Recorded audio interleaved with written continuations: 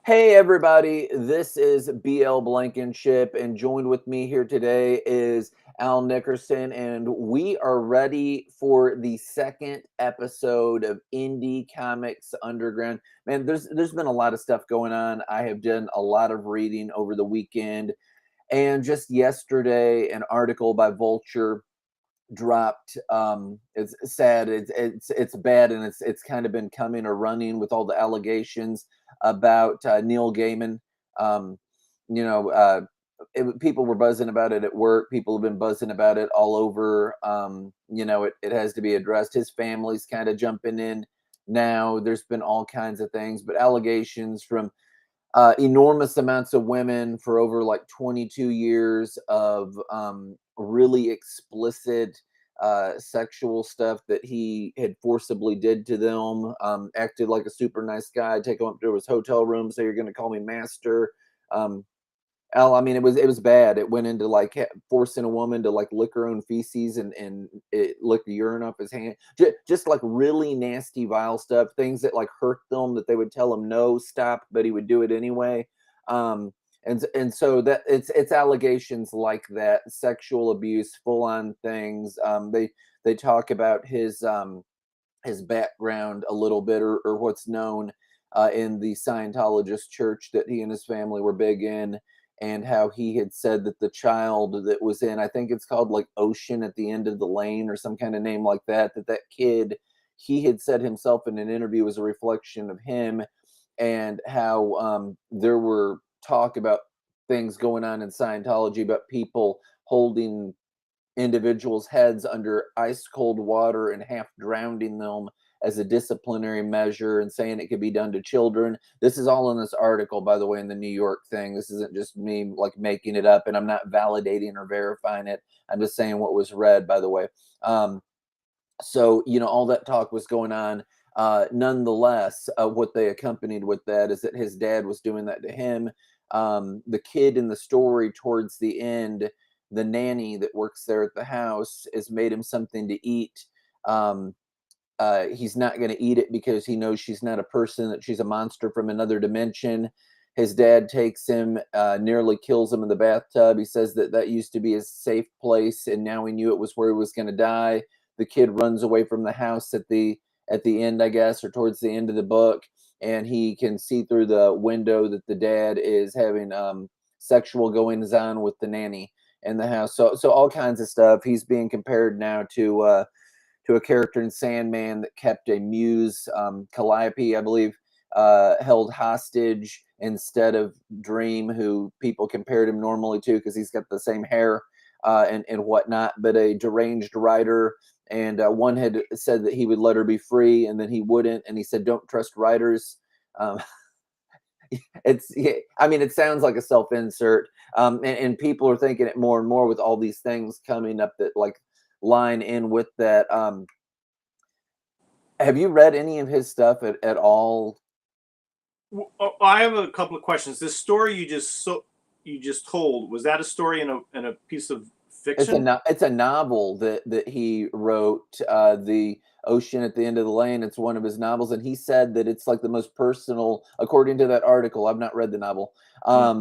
and that the kid was him and all that. But I mean, they went into a lot of depth into different books of his and interviews from women as to what they had said had happened. The one that he had raped in the bathtub, which is as awful as that is. It's weird. I thought it looked cool. It was like one of the old clawfoot bathtubs. He had it outside in a garden with water running to it.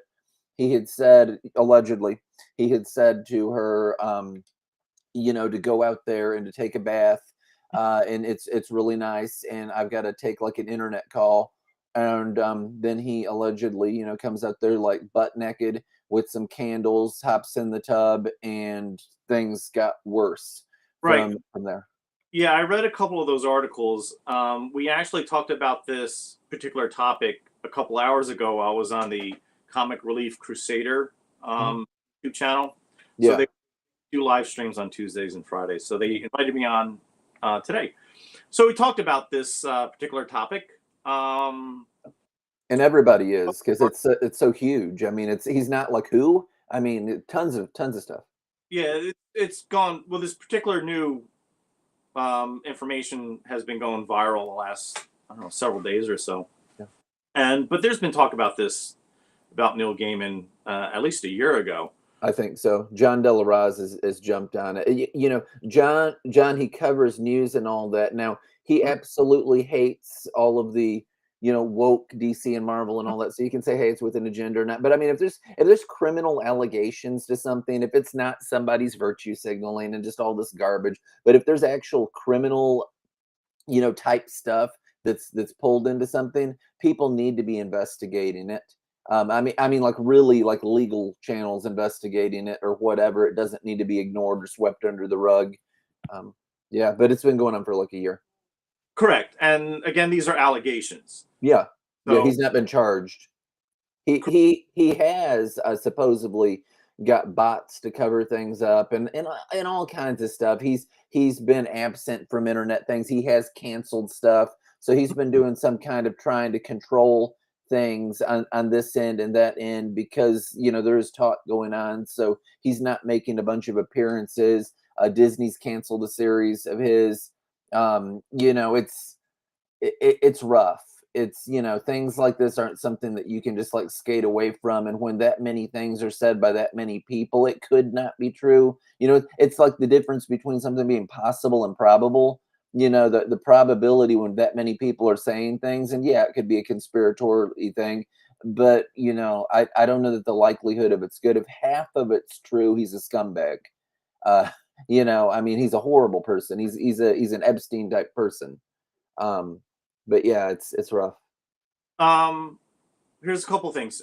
From what you're just saying, it sounds like Neil Gaiman is doing damage control. Yeah, Stuff that's coming out. Again, these are allegations, and I read a couple of the articles. And if these things are true, yes, what he did was terrible. He's been very public about his open marriage with his wife, who's filed for divorce, and I think it's very important to respect the sanctity of traditional marriage. So we should all be doing that. yeah, The allegation by some of these women it sounds weird. yeah. The events themselves are really freaky. Um, but it sounds, I don't know, especially the one with the bathtub. My opinion would be that she gave consent, even though she kept saying no. She kept doing these things. So I don't think there's a good guy in this story. If I, these, I think that there's fear and intimidation though too. I mean, I think that somebody's in a how do I get away fight or flight situation.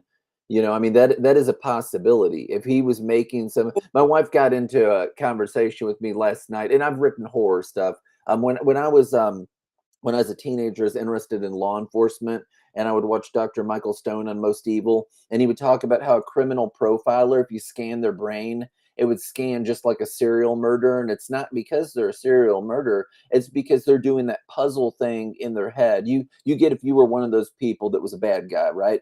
You would have to keep your stories straight. So you would have two different identities, and a profiler thinks about people doing that. You're thinking like a thief to catch a thief and all that. So I mean, I always have several chess games going on in my head. So it's no wonder what I'd look like Hannibal Lecter or something if you scan my brain, probably. But I think of all these things, and she's like, "How would somebody do that?" And the less graphic comeback of what I told her would be fear and intimidation. I'm going to kill your family. I'm going to start cutting pieces of you off. It would be hurting them. It would be doing things like that to force somebody into doing something that seemed less bad. but there was no kinds of allegations in regards to those types of threats. No, she just said that he made her do it. I don't know how he made her do it. Grab her by the back of the hair, force her. I don't know. You would almost think something had to be said, that there'd be some kind of fight. But I mean, was he that much stronger than her? Maybe. Well, all right. So the bathtub story and reading this, I really never wanted to talk about this stuff, and I'm talking about it twice today. Um, the bathtub story, like she could have just said no in the very beginning, and She said she allegedly, again, according to the story, that was in Vulture. she did, that she had said no several times and that he went ahead anyway. And have to undress and go in the backyard and hop in the tub. Well, no, he's you know, she didn't. You wouldn't think that some dude was going to come up naked, according to the tale. I know it's weird. The whole thing's weird, but he's a weirdo, man. They all are. Ben, I think Yeah, it's all spiritual. This is all evil. I yeah. they're both at fault. I think it's all terrible. So let me just jump into a weird thing that's not been said or not ever been talked about publicly, but let me just go ahead and say it because I just want to talk about how people are freaks, right? So I'm a musician and I'm a writer and all this thing. I'm really eccentric and everything. I could not be more heterosexual. I have been attracted to grown women since I've been a little boy. Anyway, so before I had met Victoria, and it's awful because when you're a dude alone, you'll get somebody that's a guy that likes guys, that will, think, man, he's cute. Or whatever. So I was down at this like thing for Halloween, and it was this concert thing, and it was a certain orchestra that's in the area, like a big time orchestra. And there's this dude that was like a somebody there. He played the French horn. Not gonna name his name, but he played the French horn and all that. And so he had written this piece, and it was like totally my thing because I like waltzes anyway. And so I'm like, woo, and all that. And I went up to meet him just to tell him how awesome I thought it was because that's just totally cool and that's normal. He's like, yeah, man. He's like, we need to hang out and all that. So I mean, I went over to his house to hang out with him, and I didn't know that I was going to get hit on. And I mean, it made me like really uncomfortable. And I got out of there. But you don't think, you just think that somebody, he's a freak. That's okay. That doesn't mean that he's sexually attracted to me. I mean, it's that type of thing. Neil Gaiman, by all accounts, just the type of stuff that he does and everything. Who wouldn't think that he's a freak, that he's a weirdo? That doesn't mean that he's going to try to like sexually molest you. There was a gospel singer at a restaurant. I was big in Southern gospel, by the way. I mean, not big, but I mean, everybody kind of knew who I was. Most of the people did at the places. Not this particular individual, but he's a name that people would know that knew Southern gospel music. And he was working as a waiter at Tony Gore's restaurant. It wasn't Tony Gore, but he was working there. Don't know if you know who that is. He's a good singer. But it's like this Southern gospel restaurant. It says never trust a skinny cook. The food's outstanding. It's in Pigeon Forge, Tennessee. They've moved the National Quartet Convention there, by the way. I used to go to it when it was in Louisville. I've been there twice as a band and twice as like news stuff and all that. But like all these people knew me. Ben Jam, that's capitals with an asterisk in it. You can look it up on Spotify, whatever. But I'm sitting there and I'm waiting for this date that I had met online. Nice girl, went to a Church of God, school teacher, all that. And so I'm sitting there and, I mean, I'm dressed to the nines. I'm all fixed up. You could probably smell me across the room. I wear like nice cologne or whatever. It's usually Versace blue jeans or whatnot. So, I'm really like looking at this guy because they're playing this particular person singing that's him on there. And I'm trying to figure out if this is that singer that it is. So this is why I'm eyeing the dude, right? Well, he gets that he's being eyed and he gives me a look back, but it's not a look like a guy gives another guy. And I just think, oh, dear God, deliver me. And then I say, aren't you? And I say his name. And he's like, you've totally changed because I recognize him. I know who he is. But it's just like, how do you get in situations like this? So, I mean, no, Neil Gaiman, they were interested in him because they said, man, he's like this interesting writer and all that. Now, I have one book. It's Sandman Midnight, Midnight Theater. I don't like it. I don't like the way that he writes. It reminds me of the way that the Hellblazer stuff is written. It's almost like D&D kind of nerd speak. It's like some kind of weird, almost like Lord of the Rings. It's not like Lord of the Rings. Lord of the Rings is written great, but you know what I mean? Like this kind of like almost you want to break out into speaking Elvish or some kind of weird kind of talk and the way that it's phrased. It just didn't jive with me. And there's people that like it and that's good and fine. I know that there's people that are obsessed with it. I liked the movie Coraline. That was probably the first thing I'd ever heard of him from. But I was like, is all of his writing, would I hate it all? That's the only experiences that I've had other than I watched the first episode of the Sandman series.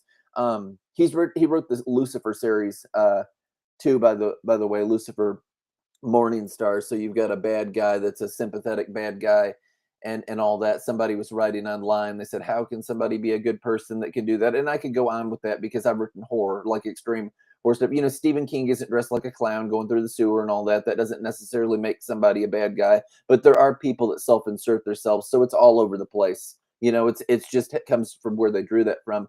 But no, man. I mean, I would think, you know, he's a weirdo, he's a freak. That doesn't make him evil. You know, that's fine because, you know, you're creative and you're artistic, so you're weird. That's not a big deal. But I don't think that they thought they were going to be raped. Well, one, I'm creative and artistic, but I'm not a weirdo. Hey, my opinion would be, I think these things probably did happen.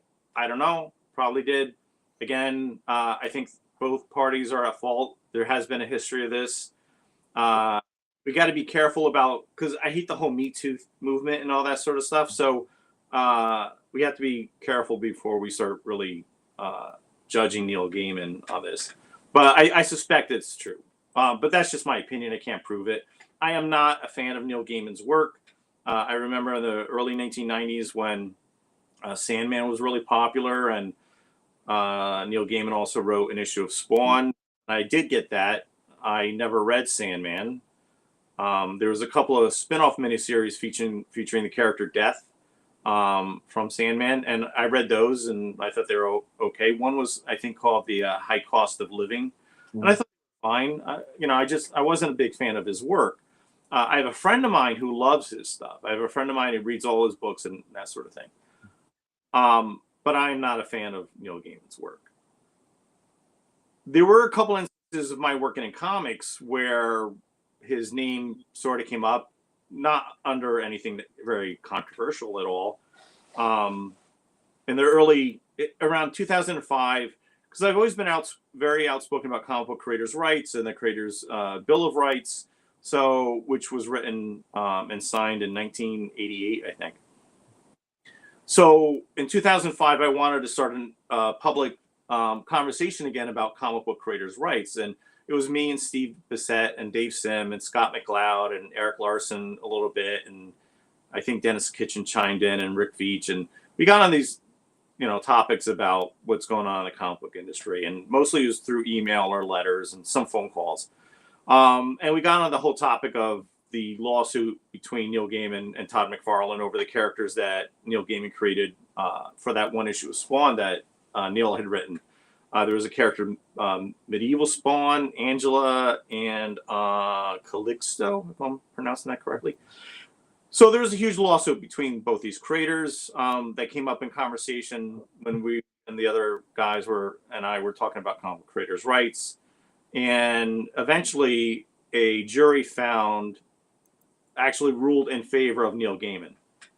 And Dave Sim, in one of his letters to me about this topic, he gave a statement, which was that Dave Sim, believed that the only reason why the jurors ruled in Neil Gaiman's favor was because 12 people on the jury were female.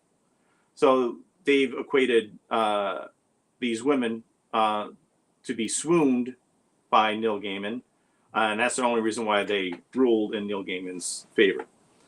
And that was just Dave being Dave, and I'm not upset about what Dave said. I mean, you know, it was fine. It was no big deal.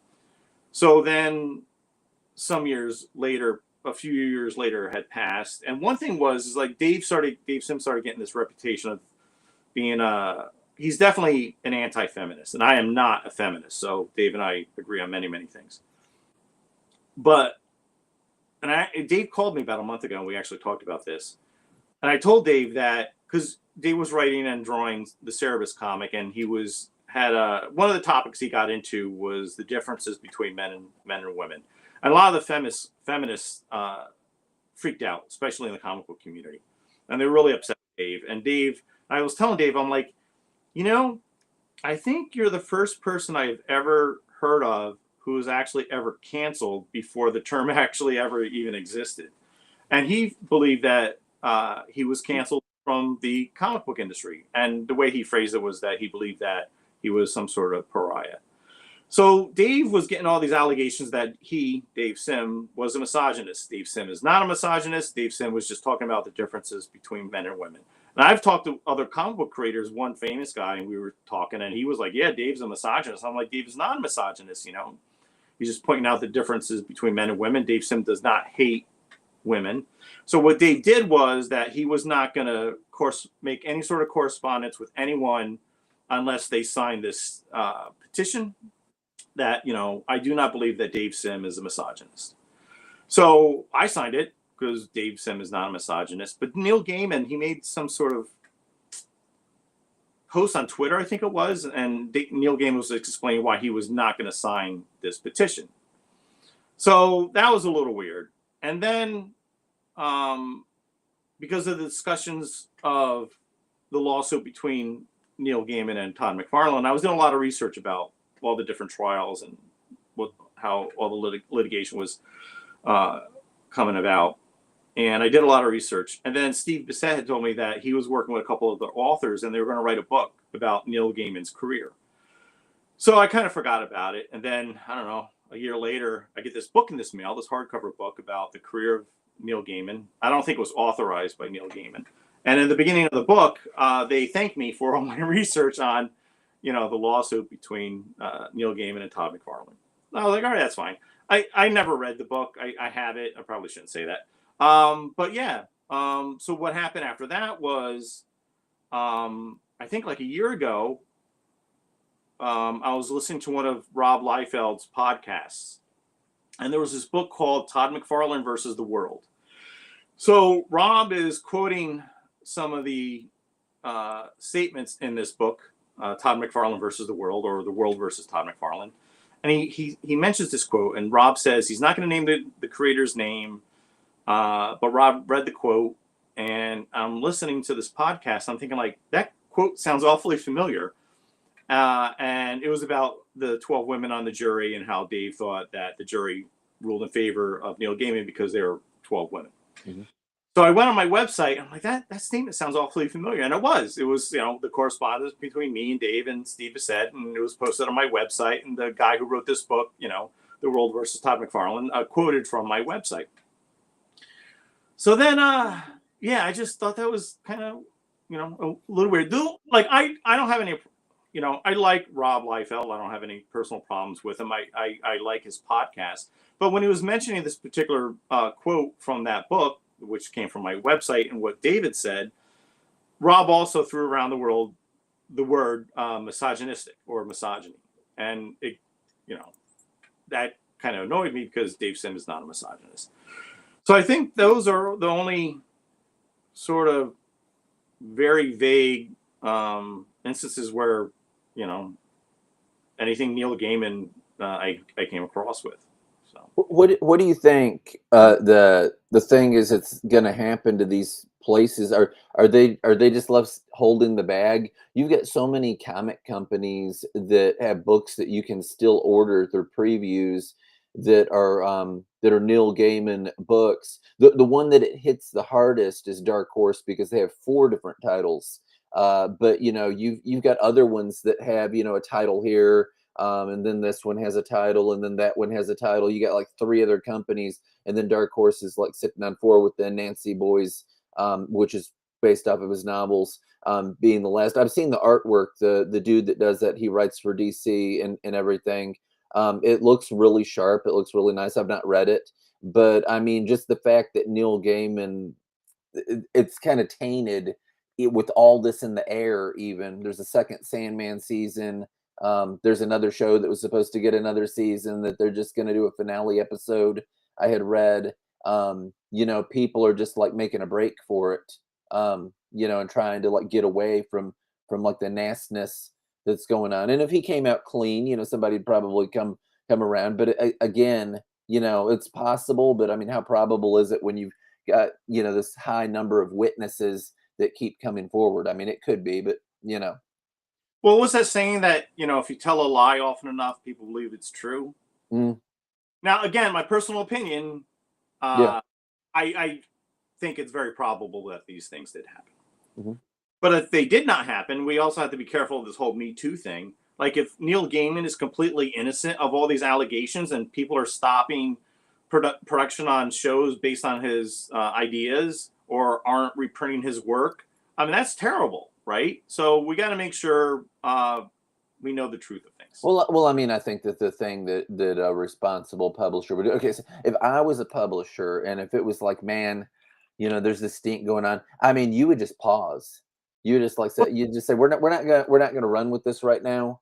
We're getting into a bad place here. We don't want to look like we're supporting like a sadistic rapist, serial rapist, and all that. We don't want to look that way. So let's just let the air clear and see where everything like falls. Because I mean, here in the long and short of it, if Neil Gaiman is found guilty, then it's like, so when you see Adolf Hitler's paintings, and I don't know if you've ever looked at his paintings, but they're all right. They're pretty good. When you look at like some of his paintings, his watercolors, it's usually like scenery and what have you. The thing that overshadows this Adolf Hitler painting is that it's an Adolf Hitler painting. The guy that painted that was this piece of garbage, and that's what overshadows everything else. So if Neil Gaiman's found guilty of half of this stuff, it will be this guy that wrote this stuff that people thought, hey man, this is brilliant, is like the scum of the earth. And I mean, and it just like it like puts a taste in your mouth. There are people that I've talk to, because I go to all these comic book shops and whatnot, try to support them and work with them and what have you. And I mean, and they're just like grieved over it, because we're not talking about somebody that's like not touched his work like I have really. And that's not a fork. It's just like I've just never really got into it. It's like they loved it. And it's like, and it's just like I just feel like a wreck. I feel broken. I mean, he was like, I was like, man, I really love this guy.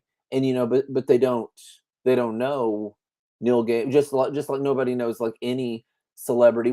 What's her name that used to be in No Doubt? What's the singer's name? You know what I'm talking about? Yeah, Stefani, Gwen Yeah. Stefani. Yeah, Gwen Stefani right now, to the contrary. Um, so here's her deal. Back in the day when she was doing her No Doubt stuff, whether whoever's watching like the band or not, she's always been a devout Catholic. She would never miss mass when she would go on a tour. So she would always stop by a Catholic church and she would always go to mass and all that. And now you've got these people like these anti-God, anti-Christian, whatever types, and they're like, man, they're like, I used to think Gwen Stefani was cool, and because now she's like at Christmas time, she was saying, this is the time of year when we think of the birth of our Lord and Savior Jesus Christ, and just all this normal stuff that somebody that's a born again Christian would say. And they're like, I bet her country singer husband had some kind of impact on her. Actually, her country singer husband said that his devoutly Catholic wife has led him closer to God because she's so faithful to what she believes, and all that. It doesn't matter that she's like some pop rock type singer person. You have Alice Cooper who gave his life to the Lord, and yeah, he'll go up and he'll do a stage show with a guillotine and all that. But he says, I'll talk about anybody that wants to talk to me about Jesus. Alice Cooper can reach people that some people cannot reach, and talks to them because he's got their ear because of who he is, all these other rock people and everything. But he said, I dedicated my life to the Lord. I mean, I've listened to his testimony and all that. I hope everything goes well with him. But I mean, he listens to a lot of Bible teachers and what have you. And I mean, I think you go to a music show or you listen to the music because you just like the songs. It's not because that. But then again, with cases like this, there's got to be some kind of line or some kind of point where it's just so bad. It's not an ideology, because you do get that, and you know that in the comic book world, you get people that I voted this way and I voted that way. People can have a different opinion than me, and I can still love them, and that's one thing. That's totally cool. But then there's like, if you have a serial rapist, it's just like, I don't want to be like plugging and running their stuff and all that. And if you have an alleged serial rapist, I think you just need to, particularly if I don't know him, it's not like I can even say, no, man, he didn't, or whatever. It's just like step back. But no, all of this is allegations right now. but Right. it's big enough that people are talking about it and looking at him. And really, who needs to be looking at him are law enforcement and detectives and taking all this stuff down. And I mean, and he can deny, deny, deny, deny. I mean, let them do their job and all that, and let justice prevail one way or the other. Well, we live in a terrible, broken world, and we are told that, in the end days, people will be lovers of themselves and scoffers. Like they're going to be scoffing about the whole idea of the Messiah, Christ Jesus, and they're going to scoff about the idea of like him returning. So the world's terrible, and it's gotten a lot terrible in the last 10, 15, 20 years. And yeah, it's awful. And I don't like Hollywood. I don't really follow Hollywood. And I think the people that run Hollywood and many of our politicians are just evil, wicked Satanists. Yeah. So yeah, when you ever hear stories about people in Hollywood being evil and doing these terrible things, it doesn't surprise me. It's all quite terrible. Yeah. So we had a conversation last time, and I was talking about um, what a piece of garbage I'm expecting Netflix's Chronicles of Narnia movies to Yeah, be, based on the people that are like running the, not the actors, but if you've got a bad script and you've got directors pulling things this way, it's like an abortion, man. It's not this good it's not what it was intended to be. And I only say that to say that I read these three graphic novels over the weekend that were really fantastic. I mean, I genuinely loved them. Would plug them to anybody. They're put up there by Iconic Comics.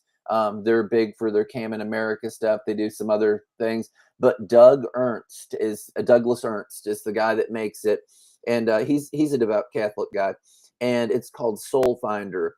And so it's this exorcist series of these guys that are soul finders, and basically it's just like they're a higher level, like exorcist type thing. That a demon wants to like totally infest somebody, and there's all this evil and everything. And when they're casting out devils, they're saying Jesus right and left. They're saying things in Latin, and he has like translations of it because that's extremely Catholic. I don't know if people know that. I've studied all this deliverance ministry stuff, for the exorcisms and all that.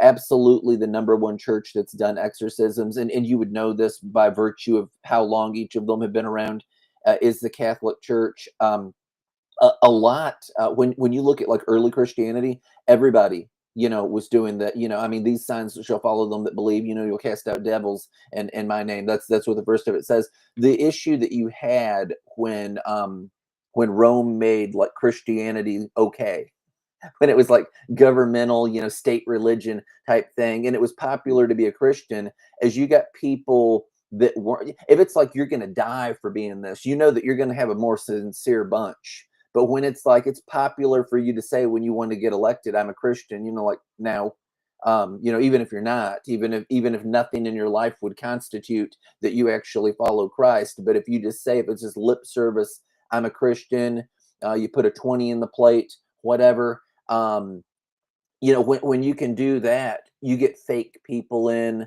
Notably, the Catholic Church had people that it was like, yeah, I'll become a Christian, but not really, because I'm just gonna like change the names of my gods and apply them to these saints. You've got stuff like that in Santeria, total cult, by the way, and all that. I love John Ramirez. He talks about that. He's a full on like Satan worshiper, magic and all that stuff. A great preacher. He's a deliverance minister. That man can pray. Check him out. John Ramirez. Love him.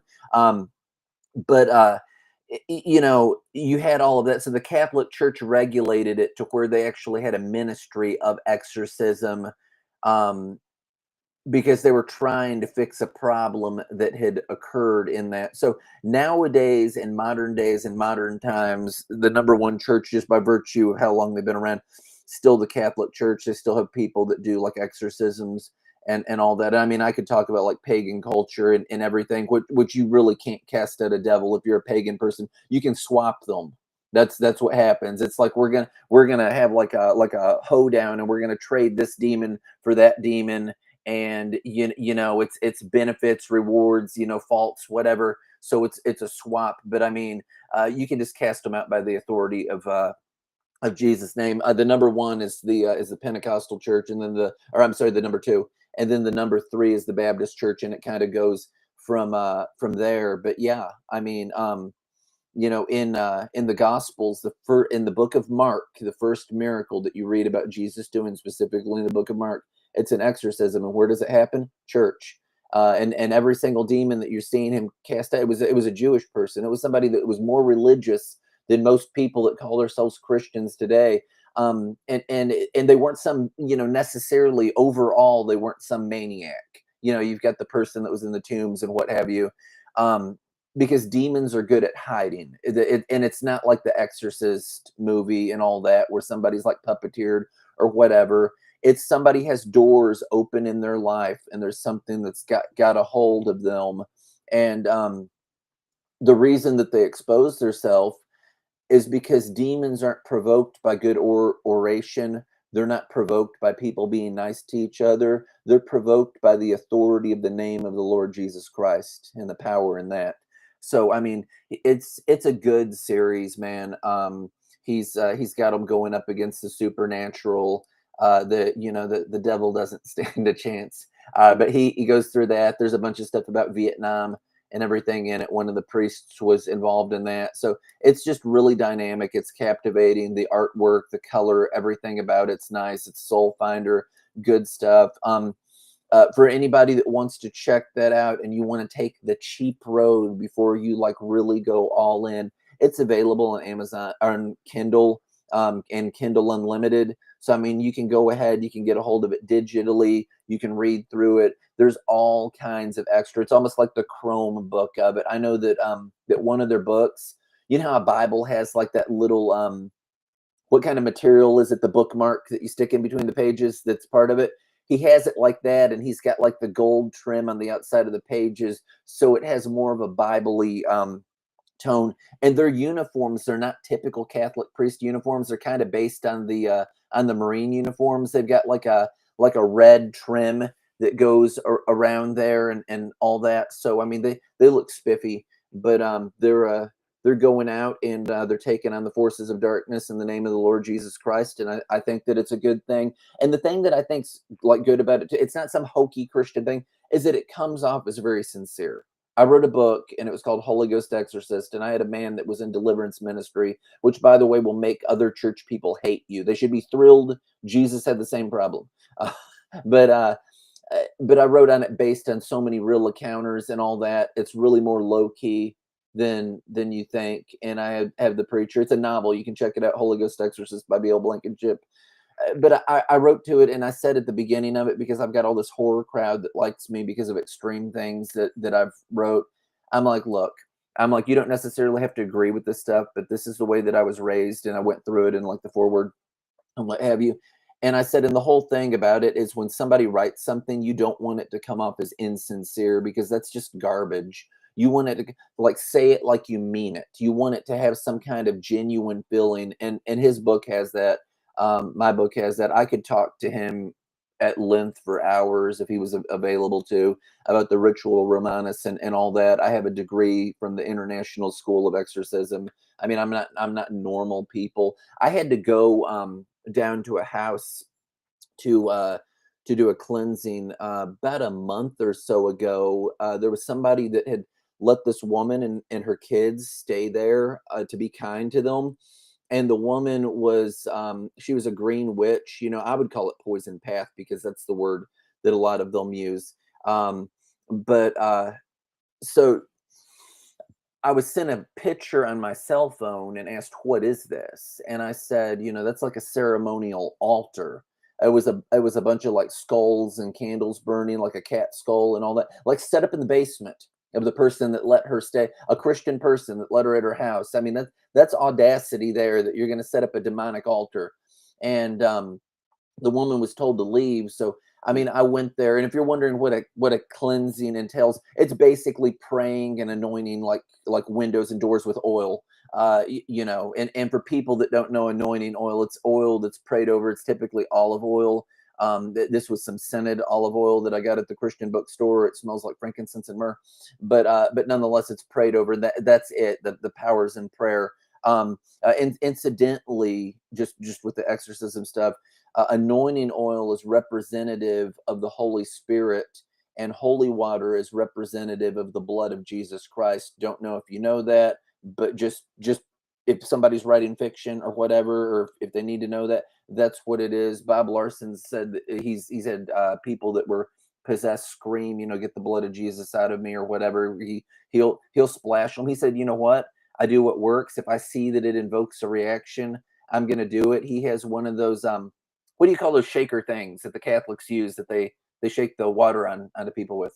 Well, one, I do understand what you're saying about the shaker thing. I am not Catholic, so I don't know Yeah. what it's called.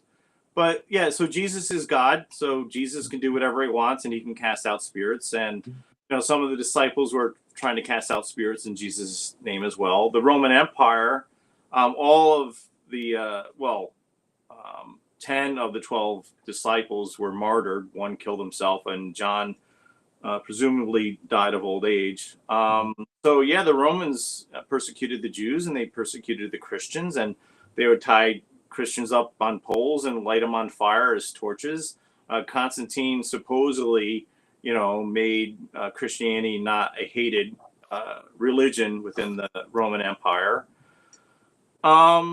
Yeah, if we can have more Christian content and comics, I think that's fantastic. So yeah. Absolutely. And we're saying, it delivers a message, and I think that matters, that the message isn't just lost in it. I like it when they have just some kind of Christian influence, when it's not even per se Christian. That's fine. America has so much of that. I like horror movies like Seven. Movies like Pulp Fiction. You've got a guy that it's a redemption story. He said, I think that God saved me from being shot. I mean, I just think that there's something in that, and absolutely there are like atheist things like the Golden Compass, which I've never seen, or whatever. But I mean, that just doesn't speak to me and where I'm at. Red Dragon and all that, you get that. But I think that that's great, and you write some Christian books too. Incidentally, I got something in the mail today. All right, so you're gonna do some unboxing? I'm gonna do some unboxing. I don't know. I'm gonna cover up your address there, but I got something in the mail today, and it says that it's from you. If people are wondering this, they can absolutely get you. They can get you to send them a book, just like you did me, for money. I'm messing on it comics. Dude, that shipping was like $5 and something. Well, here's a couple things. Yeah, if people go to theSwordOfEden.com, they can order the Sword of Eden and the Sword of Eden graphic novels. You ordered that several days ago, and the U.S. When a blizzard hit. Oh, see, it's weird because tracking said that you weren't supposed to get it until Thursday, and then when you were getting it today, I was like, yeah, you got to do an unboxing, and see all the extra goodies that are in the box, all the free stuff. So. Okay. Yeah, because I know you bought the first volume. I do, and I've read it, and I liked it a lot. It was very good.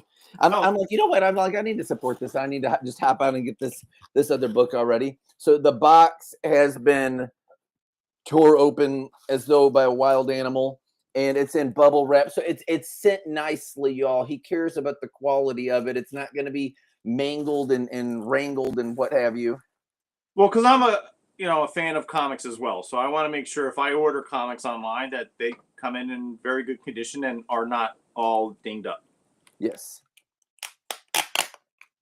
So when people order the graphic novels from me directly, I include a lot of pre-signed material as well, copies of artwork that I've done over the years, and whatever print, limited edition print that I have. Oh, dude, that's awesome.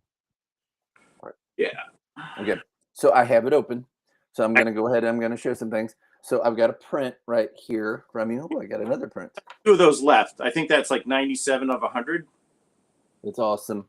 Yes, that's exactly which one this is. Yeah, so when that runs out, yeah, that's some artwork I did like right after college.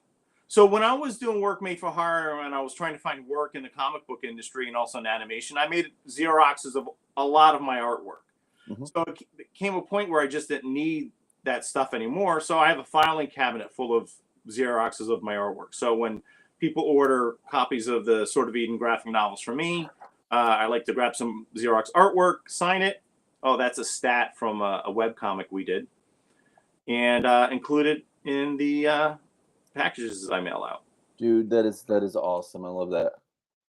Oh, that's from my sketchbook from like 1991. So that was like, yeah, a couple years after college. So I have a Now, then I got so much of this stuff. So I'm happy to. That's thank another you, sir. too. Yeah. We have a football player here. Yeah, I think I drew that in college. So that was drawn from a photo. I think one of the assignments we had to do was draw from a photo. And I think Very I'm cool. more like that.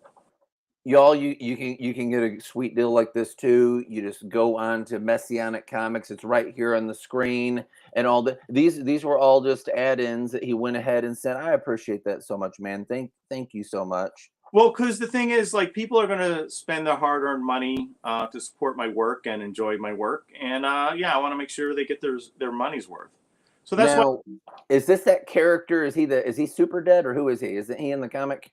that is not Super Dead. That I had a vampire idea back in 1990, 91, so I did a lot of sketches of that particular character. Okay. I never really used him. I used his name though because I had called him Artemin, and I actually used that name for my angel in the Sort of Eden graphic novel series. That's kind of based on a real event. That Mhm. sketch there.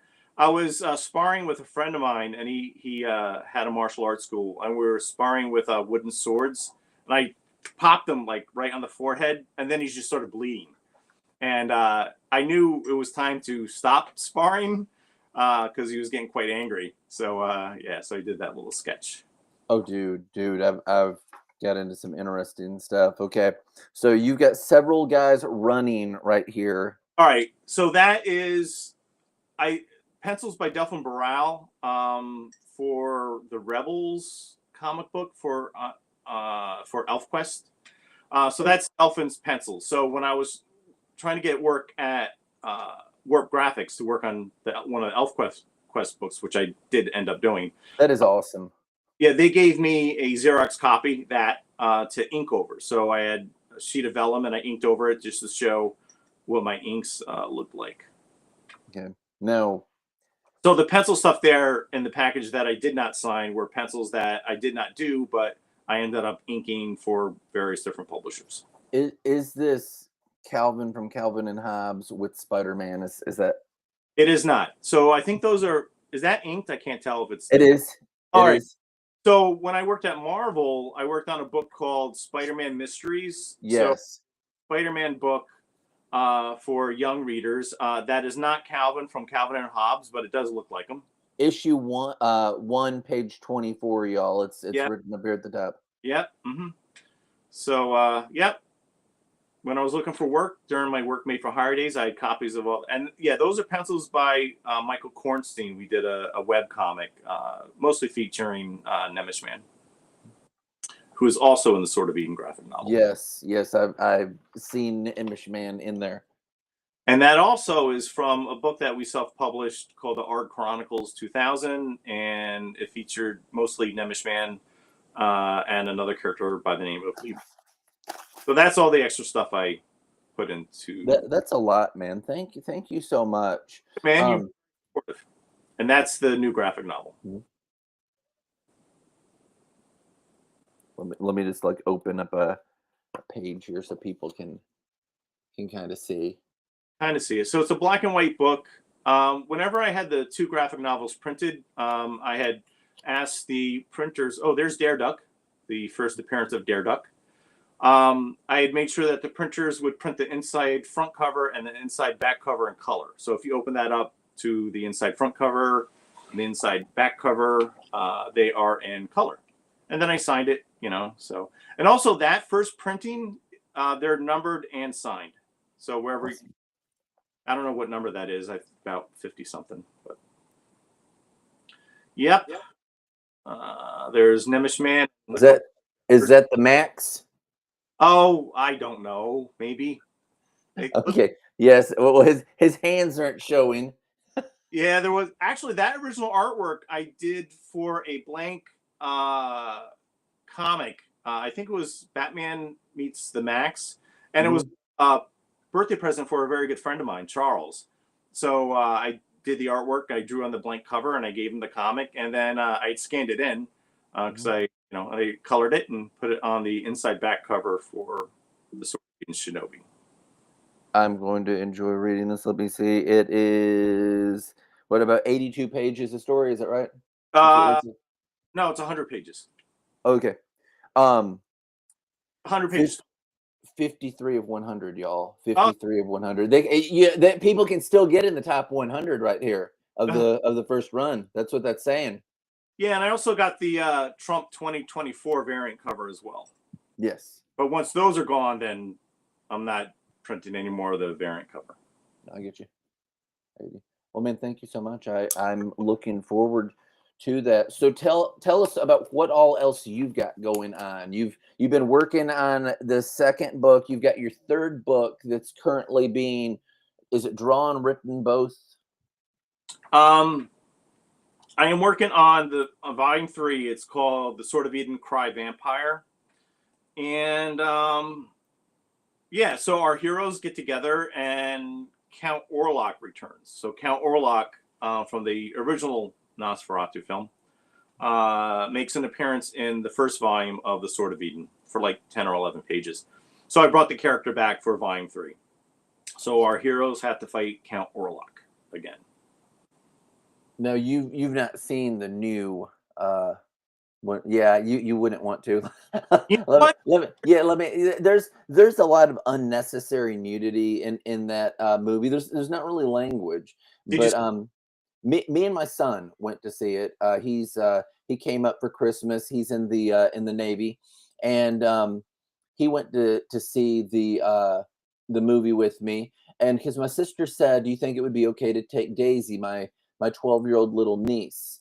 And I said, "Now this is a rated R movie, and you know how rated R movies can be. There can be like perpetually nothing in them, or there can be just about everything in them." And I'm like, "And it's a horror movie, so you don't know, and you probably it's not like it's the Passion of Christ, and so yeah, they had some nudity. They had quite a few very highly sexualized scenes. They had some very like the Exorcist kind of like demonic possession scenes. I mean, you know what I mean, like I mean, like really overblown.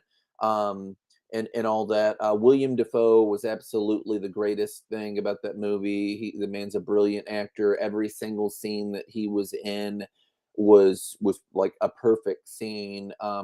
People that love the original Nosferatu, they they kind of made him into more of like a weird muscle bound kind of thing. I liked Last Voyage of the Demeter. I mean, like a lot. Like it's probably my favorite modern Dracula movie, and that's just from that short passage to where he's on that boat and everything. And they kind of have him with that look. And there at the end of the movie, they've got him kind of wandering around. He's wearing like a top hat and all that, but he has this kind of like, weird, freaky, baddish like look and everything like that. And I loved it. I like, the person whips out the cross and all that. This movie was very Victorian. Outside of William Defoe, the best scene that they had in it was when the stage, the no driver carriage comes up and picks the guy up to go to the castle. But yeah, it it had some stuff in it that you absolutely wouldn't want children to see. There was some nudity stuff. There was some overly sexualized scenes. It wasn't needed. It wasn't necessary. It's not like it had to be in there to make the scene what it was. It was just like gratuitously thrown in. The lighting, the effects, the cinematography, all of those were brilliantly done. You know, I it just kind of registered with me as like okay. It wasn't this great marvelous thing, and it wasn't just like pure garbage, but it did have things in it that would dissuade people from wanting to see it, because those things are in it. Well, when I heard that they were doing a remake, I was interested. and then I watched one or two of the trailers, and the more I read on it, I was like, it's not for me. Mhm. I would not enjoy that movie. Yeah.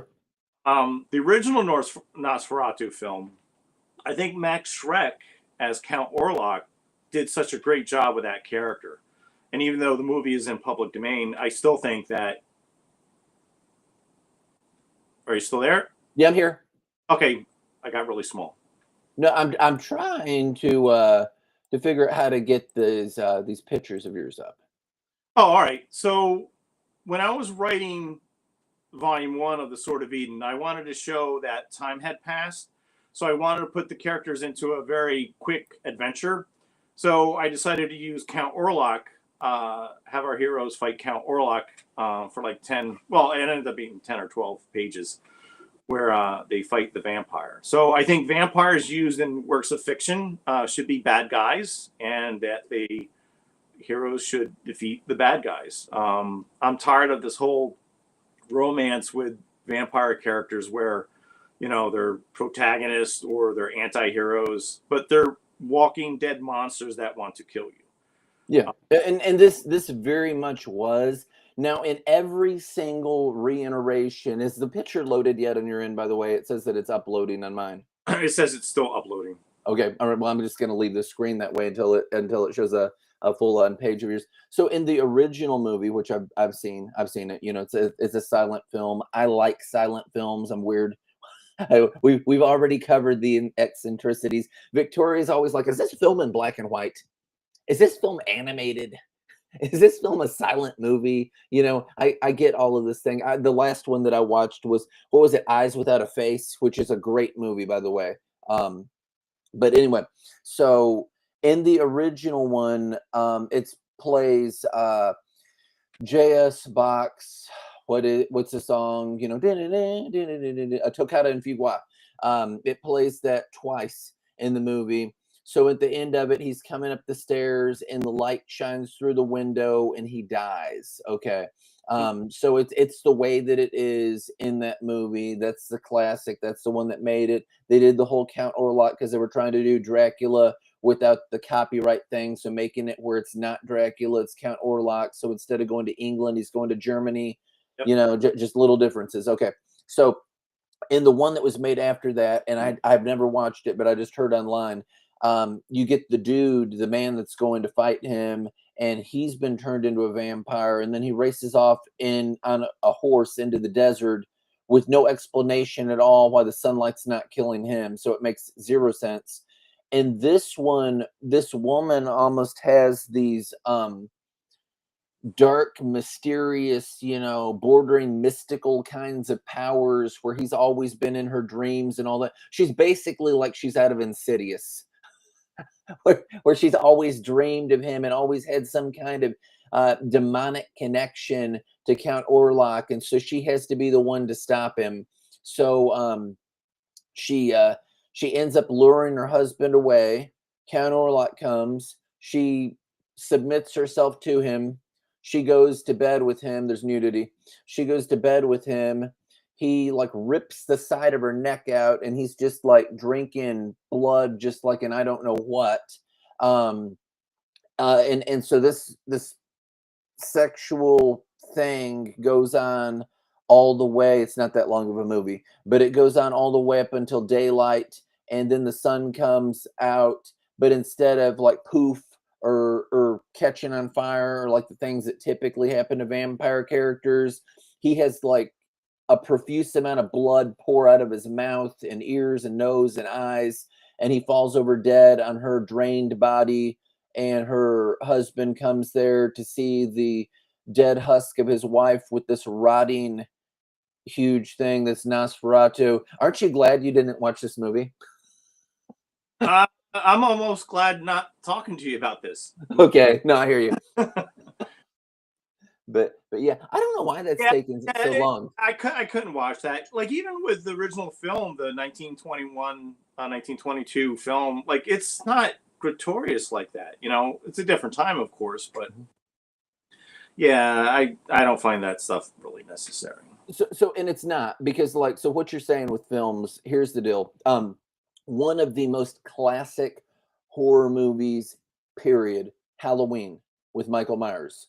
The music is largely it. You hear the music just like in Jaws.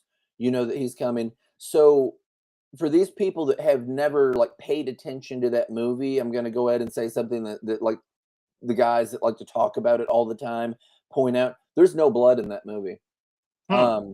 That movie, the whole fearsome thing is that he's stalking somebody and that he's going to get them. And so you've got like a scene, and they would talk about there's documentaries how they would make the scene. So Jamie Lee Curtis is standing there at the door, and right like the door frame's right here beside her. Oh, okay, right there beside her, right? And Michael Myers is standing there, but it's pitch black dark. So they had some light that they were shining on the scene, and they slowly went to turning up the light, so his face like comes into focus, and that's a notable scene. And that's like the scare. And they would do things like that, like he would be in the car gonna get somebody or whatever, and you see the windows are fogged, and he's in the back seat of the car. My mother had me watch horror movies all the time as a little kid. Man, this thing just is not loading. I think it's because it's a really big, high quality file, but nonetheless, it's doing its thing. I'll pull it back up when it says it's loaded. But so it's got all this fog that's going on the windows, and the person gets in there, and he just kind of grabs them, and it just cuts the scene. You don't have to have something like these wrong turn movies where somebody gets razor wire and they're grabbing it around somebody's mouth and they're bleeding and they're struggling, and it's like, okay, now Al, just for effect, we're going to show this person being mutilated for like 2 to 5 whole minutes, so the crowd's like, and that does, it's the shock and awe of it. There was a rock musician that talked about that. I can't think of what his first name is. His last name's Motionless. He's the motionless and white dude. And he said, I just don't think that people get shocked by anything anymore. And it's because there's things like that. When you had Frankenstein in the original like Frankenstein movie in the movie theaters, people were passing out in the aisles. People were going wild over Night of the Living Dead by today's standards, like these horrible, like vile, ripping people to pieces, biting the heads off of birds, all that. Those are really tame. Hmm. Yeah, yeah. I was never really into slasher films or anything like that. I found it weird because maybe like Mike Myers, the Halloween stuff, or Friday the 13th. Yeah, I never got into any of that. It seems like those types of films, the audience is almost rooting for the villain and really don't care about the victims, and that's my take on it. I don't know that that's the thing with, or wasn't the thing necessarily with Halloween. I think that you're trying to get away, and he just like keeps on coming, keeps on coming. But But there's but no, they are the celebrity of it because Freddy Krueger, he's oh, he's sure. there over and over. Right, yeah, yeah, yeah. But do you think the audience wants the victims to become victims? I think the audience wants to root for certain characters, that they like certain characters. Like it's like I talked about The Walking Dead. If there's a well-written character, if there's a character that you can cheer for, yeah. Now, if you're really talking about like, and I've not watched any of these, but I've seen like the clips of like the gory scenes. The new gory thing is the new Terrifier movies, and it's just how violent and obscenely gory and outrageously bloody can we make each and every scene, to the part that it's just so grisly, and that people are coming to see that. So I mean, there is a glorification in that. That's the entire reason that anybody's going to see Terrifier. Maybe the first one was a shock, and they did have a movie with the character before that, Art the Clown, where he was in like 3 mini stories and all that. But it might be called All Hallows Eve or whatever. You can look it up, and if somebody wants to watch it, I think it's on Tubi too. But in the first Terrifier movie, again, I haven't watched all of these, but the big scene is when he gets the one girl's friend, cute girl, and he has her upside down in her panties and bra, and he cuts her in half down the middle with a saw, and they just get worse from there. How is that? The- You know, it's it's supposed to be shock inducing and all that, but then it's like, but let's make a sequel. It's kind of like, how many sequels do you have of the Human Centipede? There's at least three of those movies, and while most people haven't watched them, and I've not watched a single one of them. I mean, I've seen some violent stuff, but I've not seen any of those. You know what people are going to watch the Human Centipede for? It's the shock and awe, because it's just like, it's supposed to be so disgusting and awful, and it's that's what they are. But no, I mean, like you're saying, people rooting for people are going to those for the gore. That's why those movies, why they're selling tickets, because that's what they're. It's not psychological horror. It's not, ma'am, the call's coming from inside of the house, which they've had a few different ones of those. I think the last one was where there was like motion lights and all that. So that's like startling stuff. That when are they going to get them? When are they going to get them? When are they going to get them? When are they going to get them? These movies are about how bloody, like absurdly bloody and violent can we make it. So it's not like about building suspense. It's just about blood and guts. Mm. Yeah, it's not for me. I mean, I used to watch the Walking Dead TV show early on, but it came to a point where I'm like, why am I watching this stuff? I can't watch this stuff anymore. So I stopped. Yeah. I do want to mention one vampire film that I actually did like. Well, you mentioned the one about the recent one, Voyage of the, what was the name of the ship? Of the Demeter. Right. So, yeah, I think we talked about this once before, too. Yeah, I saw that, and I thought it was fine. I didn't think it was terrible. It took, I think, like one chapter from the original Dracula novel, and it was fine. Yeah, they elaborated on it a bit more. But I think in 2000 or 2001, they did a Nosferatu type film called Shadow of the Vampire, and that starred Willem Dafoe. He was Mhm. also, and he actually plays Count Orlok. And Shadow of the Vampire is a movie about the fictional making of the original Nosferatu film from 1921 or 22. But in Shadow of the Vampire, they hire a vampire to play a vampire. So Willem Dafoe plays Count Orlok, but in the movie, he actually is a vampire. I've heard about this. I've never seen it. Is it funny? Is it good? No, it's kind of like a horror film, but it's not like, blood and guts or people getting sawed in half or anything. It's not like that at all. But that film I like a lot. John Malkovich is in that as well. So that film I like. That's cool. Have you seen oh, I don't remember what I was saying. Oh, a Hitchcock, the movie Hitchcock, about his life. It's like a documentary of him making Psycho. Mm-mm, no. I, I like that. I believe it's a Tim Burton film. It's really good, and it's really odd. And it was about how he banked on everything to make Psycho, which was a fantastic, not just horror movie, but it had the twist, because you're watching a movie about one thing, and then the woman pulls up to the Bates Motel, and then it just takes like a hard turn, and it's a movie because she was like stealing money from the bank, and then it's like about another thing, and it was like this big surprise that you didn't know what it was. It's not like the internet now where somebody's going to come out like 2 seconds after it's over and say, "Here's everything that happened in this movie." And somebody will like, grab it and have it on like a fire stick or or whatever, and they get hacked. It wasn't that day and time. But no, that made him. That's just like Snow White, which is either going to have one or two versions out. I don't know if Daily Wire is still having theirs out since Brett Cooper's not working with them, but I hope that they are. Snow White and the Wicked Queen. But Disney's got their Snow White coming out, which that was their original hit. And that's why people find it so repulsive that Rachel Zegler is disgracing the movie that made them. There would be no Walt Disney without Snow White. I mean, that was like Jurassic Park or Star Wars of its time. It was like this mind-blowing thing when they had, because cartoons weren't that way. And then Walt Disney, he took it to the next level, and everybody thought he was nuts. It's Mm-hmm. just like Hitchcock. Everybody thought he was nuts, Mm-hmm. and you hear him say all through this movie. And the part that gets me is that I love Vertigo so much. There's just the filmography of San Francisco, and it's like the slowest filmed movie, but I love it so much. and you know, and you got Jimmy Stewart talking, and I like his voice anyway.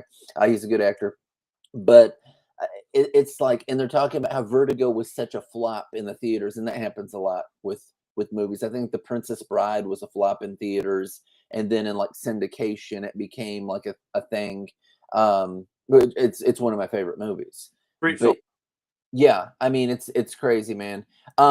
So I was talking to you, and it doesn't look like he's going to be on. There was some maybes, but it sounded more like a no because I know that he's going to be tied up, and if he does pop on, he pops on. But I was talking to you in private about Bosch. How do you say his name? Is it Falston? I believe so. Yeah. Oh, yeah.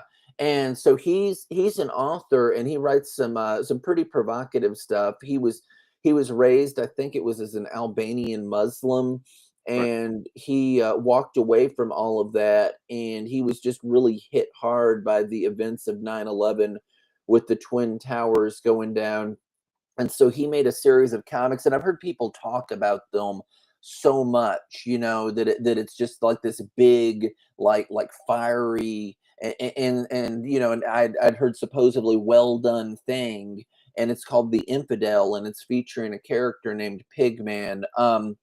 Those comics, you know, I had an ideal about what they might be, and they were different than I pictured them. There's a lot of thought put behind those comics. Have you read them? Do you know much about them? I know about them. I like Bosch. I watched a lot of his live streams on YouTube. I like what he has to say about Islam. The Pigman comics look very interesting. I haven't read one yet. I gotta get a hold of him. So, Uh, so there's three of them. There's right now, and I believe that he's working on some other kind of thing. And he also, all of his stuff is anti-Islamic, y'all. So like trigger warning or whatever. That's what Bosch does. Bosch,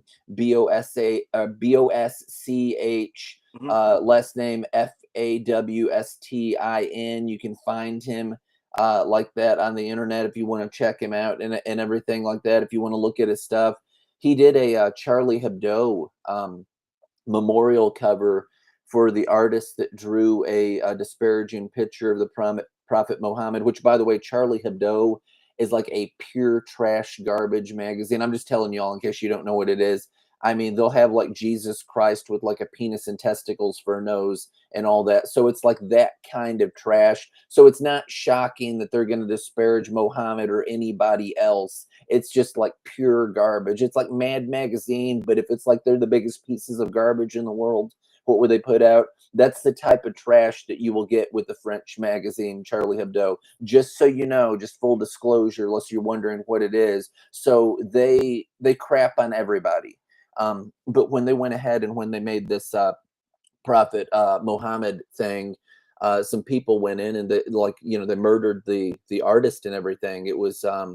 It made international news. And it's the only reason that I even know what the magazine is. I was talking to a French artist a while ago, and he was shocked that I knew what it was. And he's like, "How do you know that?"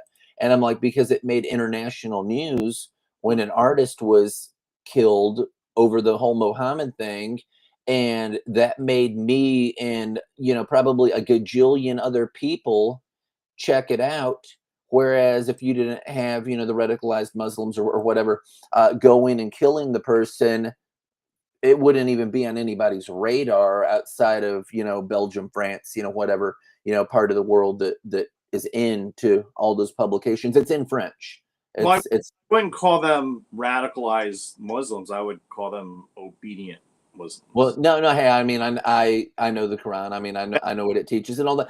And you know that the United States too, that they made some worse factions of it, because it's you make people stronger to take out your enemies, and then you have a worse enemy.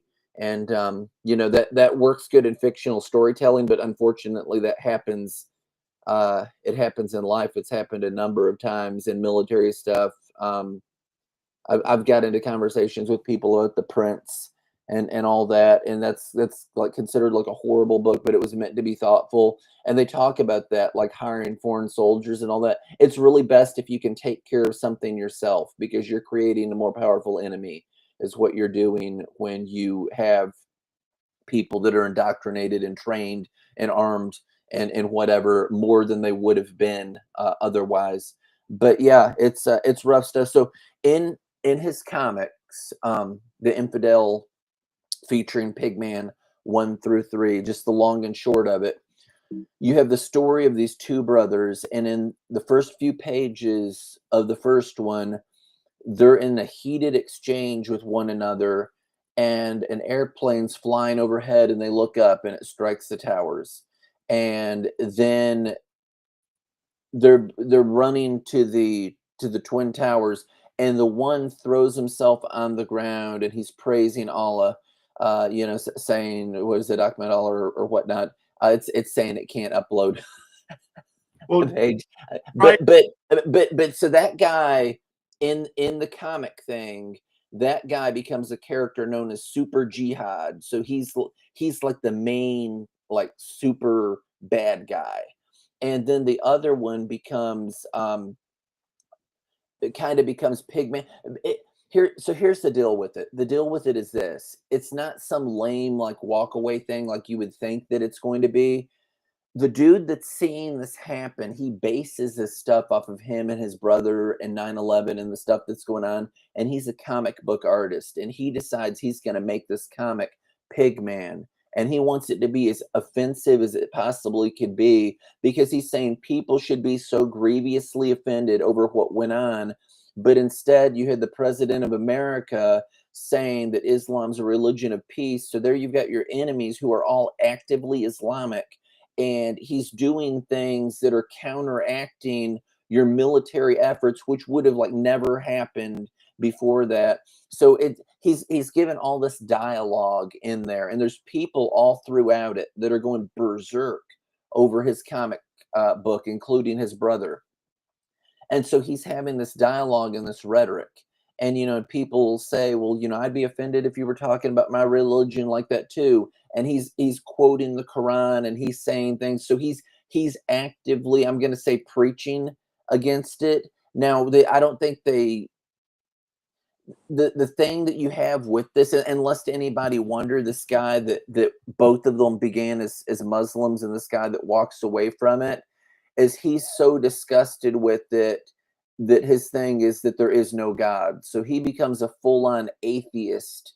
And the Pigman character is an atheist. And somebody says to him, they say, "What do you believe in?" And he says, "I believe in truth, justice, and the American way," which you can go into a big, like, dialogue with that. But every single thing about the comic that he makes is to spit in the face of the Islamic people, and the terroristic stuff. That's why he's wearing, like, pig skin Mhm. and everything. He's really big, by the way. He's like Frank Miller's Batman. He's Yeah. like that kind of huge. There's things that happen in the comic that are fantastical and, like, unexplained. Like, initially, you have him mow down these guys on a cliff, and then he jumps up, and he's got an American flag belt buckle, and somebody, like, catches the parachute on fire. People are jumping off after him. I mean, because they're that hardcore. They're, like, trying to kill him, and it is hardcore, because there's people that in real life will, like, have bombs strapped to them and all that. Fighting a war in the Middle East isn't like fighting a war in some other places. Fighting a war in Africa, where people will be giving, like, children fully automatic weapons, and you'll hear somebody shot a kid. Well, if a news person says that and the kid was armed, they're an idiot, and it's propaganda. It's not the same thing as if you were fighting people in a firefight, like in Mexico and all that. You've got a totally different, like, ideology and dynamic and whatnot. But anyway, he's doing that. Later in the book, he flies, which is only good for the reason that somebody says that pigs can fly. And then you have Super Jihad, who also flies, and then you have a bunch of Muslims that are screaming for Pigman's death, who flies. But he's like such an endangerment to them that you've got people that are blowing their brains out rather than coming face to face with them and all that. But it's not mostly about that. Those are almost like shown as segues between scenes. He gets hauled into court for fighting against, what is it, like, Muslim Friends, or whatever they're called, that set up in New York, and that they're funded by the terrorist group. because they're trying to like come in and infiltrate and silence stuff and all that. So he goes into court and he's saying all this, and they'll say, well, that Pigman in your comic destroyed like some big famous Muslim monument, but in his comic, they blew up the Statue of Liberty.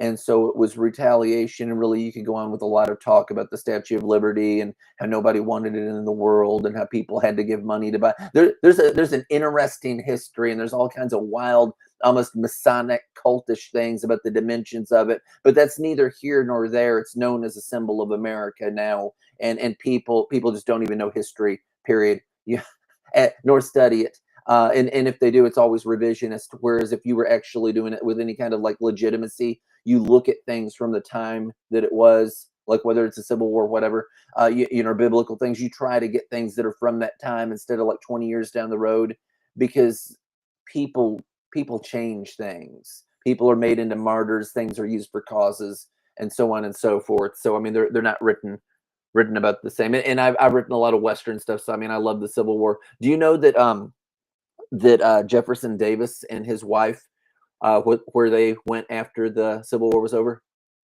I have no idea. New York City, and they were like celebrities there. I mean, people loved them and all that. I mean, he called like for fasts and everything while that was going on. Things in history really get like slanted and bent like different ways. Like, I mean, nobody's going to say in like a normal school class that General Grant had a slave, or that you could, if you were in the Union, and that the South was told if they surrendered, they could have all their slaves, which goes to show that that's not what the war was about. Because things tend to be in wars, they tend to be about money and power. And if the war went on, and I've written a bunch of fiction. I don't mean like my more horrible stuff. I mean, I've got a book where John Wilkes Booth travels interdimensionally to assassinate different Lincolns. So I like over inflate certain things about Lincoln. You would have had a rival economy. There were like two different worldviews to the North and the South, because the South, I'm trying to think what book that was. It was some medieval book that they were obsessed with, but they liked gallantry and all that stuff. And it was really agricultural, whereas the North was really industrial, and the South was completely winning on cotton production. There was a stranglehold put around it, and then you had other places, Egypt and what have you, because people didn't want to like, go with that. You also had Jews exported from the South specifically. I think it was Agenda 21. It might be 20, but I think it was Agenda 21, and it seems like it was from Ulysses S. Grant, because they were funding the Confederacy. They had moved, particularly those ones down to the South. They were merchants, and that's ideal. If you were a mercantile and you went to a place where everybody was a farmer, I mean, you would fit like a glove on a hand. So that was really good for them. Whereas if you were in a city, you were surrounded by competition. It would make you like the only game in town. But yeah, there's interesting stuff. People that say like Black Confederates weren't a thing. That's easy to like say wrong. And when I went to initially looking into that, I thought, where are an abundance of Black people in the South? Immediately, Louisiana. Yeah, but there were others outside of that. But yes, in Louisiana, you did have some Black Confederates. You had all kinds of things, and you had different kinds of bad and different kinds of good on both sides, but you had people. And after the Civil War was over, years later, when there was a reunion, these people that were fighting for the North, that were fighting for the South, that were actually in combat, sat together like brothers and would talk to each other. The most hate-filled, ugly, nasty, filthy, stinking, almost, like today, bigotry that you got was from the people that never got their hands dirty, that were sitting in an elected office getting paid an exorbitant salary. Those were the people that would spew the hate, whereas they had people fighting in the trenches that I mean, it's just like normal people. Right. Well, we're way off topic. Okay, no, totally. We're talking Civil War. I do remember that seeing a photo. There was a reunion at Gettysburg with some of the surviving soldiers that fought at Gettysburg, and they're like, one side is the Union, one side is the Confederacy, and they're shaking hands, and they're Right. old men at that point. It's great Yeah. photo. Yeah. Well, people in charge, they're always lying to you. So I Yeah. don't trust any of them.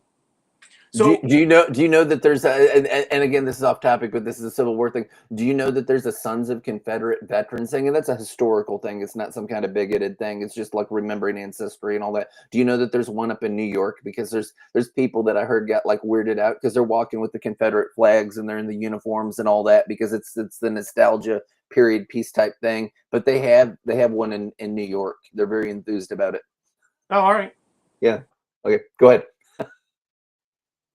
I wasn't aware of it, but Yeah, yeah, it's a thing. Yeah, I mean, I've met people from all those things, and I love all this history type stuff. I mean, it's all over. We of course have like the Chickamauga battlefield down where Chickamauga, Georgia. I mean, not too far down from where I'm at. It's really beautiful. They keep it really preserved well. There's like a tower there. I've been to a museum that has a bunch of guns.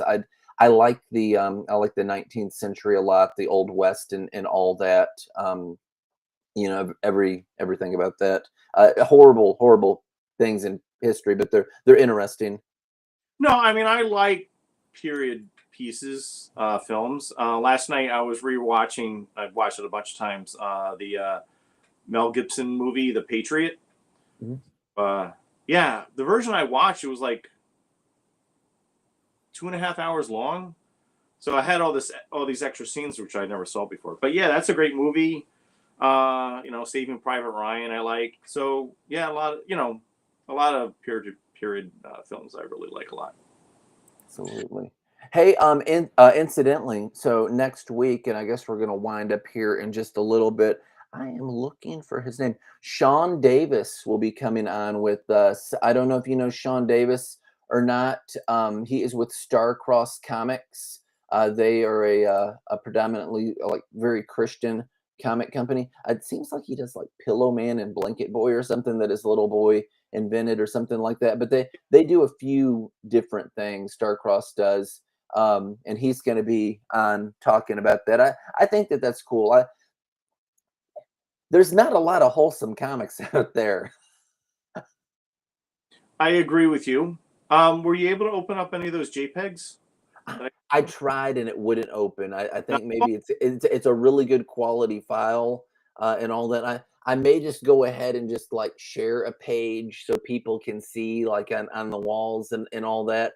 But no, it wouldn't. I did try because it kept saying uploading, uploading, uploading. I'm like, will you come on? And it said I can't upload it, and I'm just like, "Arr." But Just the, yeah. so you couldn't open any of them? No, I mean I can open them on my computer. It just wouldn't open up in here. It wouldn't like Uh, load up. No, I totally can open them because I was like double clicking on them and all that, and they look absolutely gorgeous. By the way, y'all. I mean your work is really sharp and really smooth. I oh, mean I love the touches to it. You can tell that this isn't your first rodeo. That you've done it for a while. That it looks sharp. We're talking about Bosch. He has a distinctive style. I don't know how I would describe it. How, how would you describe it? Do you know what I'm talking about? Have you seen his art? You've seen his artwork?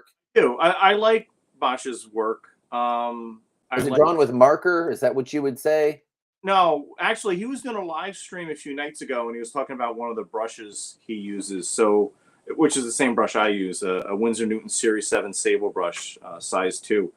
And he was talking about that. And I was actually inking a page from the graphic novel I'm working on now, and he's talking about this on his live stream. So I jumped into the chat, and then we were chatting a little bit back and forth. So Bosch actually took some classes at the same college I went to. Do you ever use these? Micron pen. Yeah. Yeah. That's what I pencil and if I'm going over something, that's what I use. Yeah, my students when I was teaching, they like the Micron pens. Yeah, I like the traditional brush and nib. The same sort of tools that when I was in college, one of my teachers, Will Eisner, recommended using a Series 7 Sable brush, Winsor Newton. So Will Eisner was your teacher? yeah. Mhm. Man, that is awesome. Well, see, that's what happened the other night when Bosch was doing this live stream. We got into this conversation. I was in the chat. This other guy I went to school with also was in the chat, and Bosch was commenting on everything because Bosch took some classes over at the School of Visual Arts where I graduated. So, yeah, we were just going back and forth about that, and really quite nice. Have So you read A Contract with God? yes, absolutely. Yeah, I just read that book, and there's some seedy things by the way in that book. The first story though, A Contract with God, it was clean. It's a Jewish man. He wants to live Yeah. his life right. He wrote a contract with God on a stone. He adopts this girl. She dies at 11 years old, which I wondered partially if that was kind of like echoing or mimicking Darwin, because he was that way over his daughter that died. And then he had this deep seated hatred for God the rest of his life for allowing his child to die. Don't know if you all know that, but hey, the more Well, you know. I think it's psychologically based on Will's experience when his 16-year-old daughter died of cancer. Ooh, So I, when we were in school, me and my fellow students, like, yeah, I had, Will Eisner, Harvey Kurtzman, Gene Colan, um, Erwin Hasen, Sal Amendola, great teachers. So Will, yeah, we didn't know anything about his personal life or anything like that, and Will was great. And at the time, they were reprinting The Spirit in a monthly comic book by Kitchen Sink.